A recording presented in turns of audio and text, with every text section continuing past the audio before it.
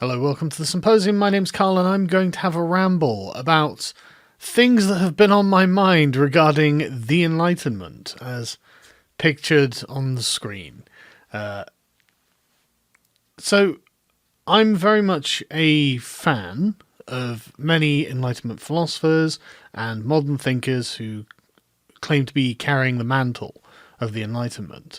But the more I study this subject and the philosophers involved, the more I come to the conclusion that essentially they were trying to create something that didn't really have all that much application to a human being. And I know that sounds like a crazy thing to say, but let me explain, and I'll try and do so clearly. But I'm really doing this to kind of help me formulate my own thoughts, because if man is a rational animal, and I think that's generally the perspective taken by the Enlightenment, I think the emphasis has always been on the rational rather than the animal.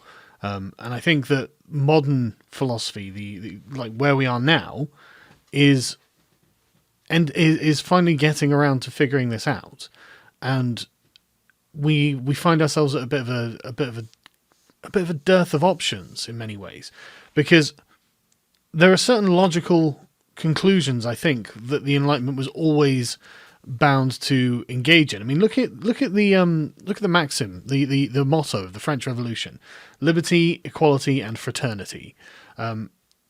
This you could just summarize in the three great Enlightenment ideologies of liberalism, communism, and fascism.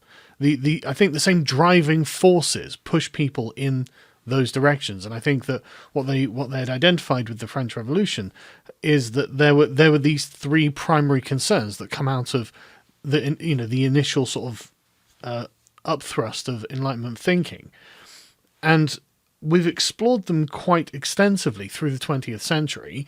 Communism and fascism ended terribly, even though they were constructed through reason, whether we like that or not.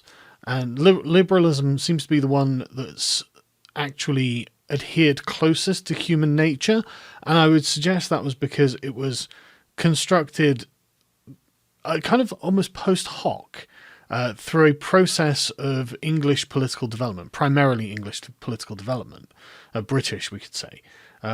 But I think it's the English heritage that liberalism had before it was adopted on the continent and essentially became socialism, which then became fascism. But liberalism, as the sort of like not as any kind of denomination or subgroup, but just as a broad big tent category. Same with communism and fascism, by the way. There's just the general big tent of it. The distinctions between the actual kinds don't really matter. The axioms are the same. The idea that in liberalism is that you are personal sovereignty. You are the person who is supposed to be making the decisions for your life, and the government is a night watchman and is not an ethical state and does not have the right to tell you how to live your life. They're there as a necessary function to preserve liberty, as in, enforce contracts, enforce the law, protect your property, protect your person, protect the nation from outside invasion. And this is where social liberalism branches off into other duties that we think that the state can have. But the fundamentals are the same. Liberalism is the one that has been most successful and has been the most durable. It's been the most successful ideology of the last, probably 400 or 500 years. It really took over the world, and its competitors have all just fallen from the weight of the construction that they've created. Like the thing they've created necessitates certain actions, and these actions, to a person who is not following these ideologies, seem horrific. But within the logic of the ideology itself, it's completely predictable that they would go this way. Because they're trying to, I think, satisfy certain aspects of the human animal. And as liberalism is as well. Liberalism is satisfying the aspect of the human animal that yearns to make its own decisions, to have self-determination, to be free. That's a lot safer than other yearning for security or yearning for equality. You get some terrible, terrible outcomes when you go that way. So the core of liberalism is accountable government, government, because the government is generated from the people. It is not something that generates the people, as with fascism, or is fundamentally going to be temporarily used to reform society and then hypothetically wither away, as in communism. Both nonsenses. The liberal conception of the state, the liberal view of the Enlightenment conception of the state has been far more successful and durable and safe than the alternatives. And so there must be something useful here. And there's no denying that there's a huge amount of useful stuff. We've managed to improve our standards of life, standard of living. We've improved our thoughts, our academic achievements. We've really done a good job. The Enlightenment has been an amazing project. But when it comes to the moral groundings of it, it's actually a bit more flimsy than you think, as I understand it anyway. And so we can look at the medieval Catholic philosophers in Europe, and they derived duties as coming from God, and this is the same thing as Islamic mullahs do now. The Muslims do now. They derive duties as coming from God, and I'm interested in the idea of a secular conception of duties, because it seems that the more freedom that you have, the more responsibility you have to take on, personal responsibility. And so the duty is the duty of yourself. And that essentially means that the atheist or the secular society is essentially saying that the foundational belief in a God from whence we derive our duties is now going to be the foundational belief in ourself, and we have no duties to derive. And I don't think that's true. I think that simply moving the location of the object that is the highest point, the most important thing, I think that just changes the location of it, but I don't think that changes the form of it. I think we still need to derive duties from that position.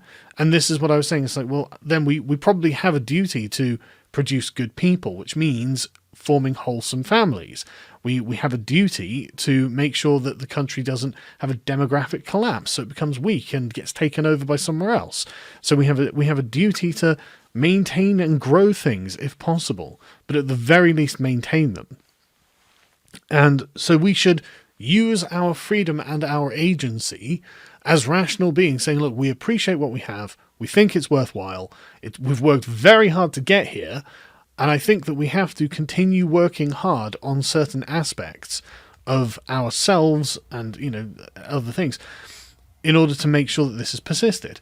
And so this is why I think the Enlightenment, the moral structure of the Enlightenment seems to essentially, the Kantian view of this seems to have really seeped into the thought structure of people on this.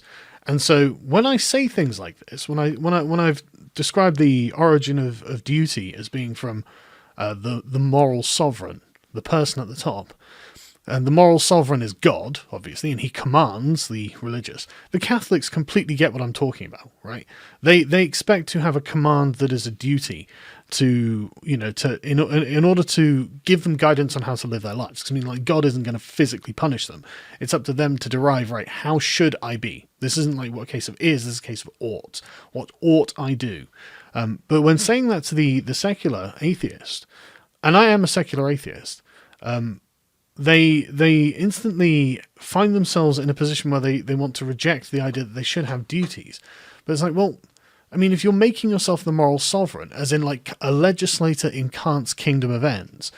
So very briefly, Immanuel Kant viewed every rational being as as an end in themselves and a hypothetical legislator in a kingdom of ends. And this is a moral kingdom where you can make moral pronouncements based on whatever observations and logical conclusions you can come to as to what right and wrong would be. So we're not looking at God to be the moral sovereign, we are looking at ourselves to be the moral sovereign. And this is a view that I've held for a long time. Who is the guy who makes the decisions for my life and what I consider to be right and wrong? Well, that has to be me. And so now I have to figure out what right and wrong is.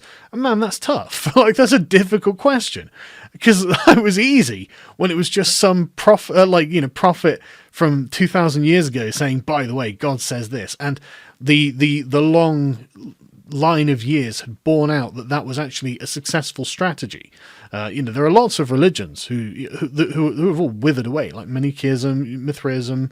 There are so many religions from the Middle East that have all just withered away. But Christianity succeeded because obviously there was something functional in it that allowed it to succeed. And so it's easy to say, right, moral authority comes from an unquestionable source that has 2,000 years of pedigree, but that doesn't mean it's... but if that ends up being invalidated, then, well, we seem to have no source of morality, and can't, by making us legislators in the kingdom of ends, as I understand it, has essentially made us the people who have that kind of responsibility. And so if we can't derive duty to things from ourselves, then there just is no such thing as duty. And if there's no such thing as duty, why should we do anything? Because, like, there seems to have been a conflation with the idea of duties being authoritarian, and it's like, no, a slave doesn't have duties. They merely are forced to do things. Duties are something that you ought to do from obligations that are put on you, and that you might choose not to do, and that to yourself would be a moral failing.